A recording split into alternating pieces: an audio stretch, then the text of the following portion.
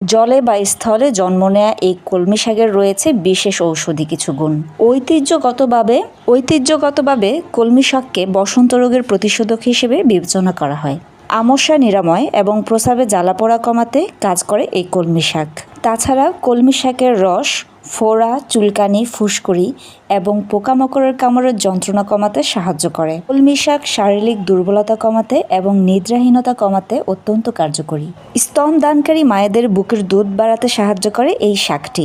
এছাড়াও কলমি শাকের রস মাথা ব্যথা এবং খুশকি দূর করার জন্য একটি উপকারী ভেষজ। এই গুণগুলোর কারণে কলমি শাক শুধুমাত্র একটি সবজি নয়, একটি গুরুত্বপূর্ণ ভেষজ হিসেবেও পরিচিত। যারা স্তনদানকারী মাতা আছেন তারা নিয়মিত আপনার খাদ্য তালিকায় দুধ বাড়ানোর জন্য কলমি শাক অ্যাড করতে পারেন। এছাড়া যারা অনিদ্রায় ভুগছেন তাদের জন্য কলমি শাক অত্যন্ত কার্যকরী। তাই চাইলে নিয়মিত খাবার তালিকায় রাখতে পারেন সাধারণ দেখতে এই শাকটি। সাধারণ হলেও এর গুণ কিন্তু অসাধারণ।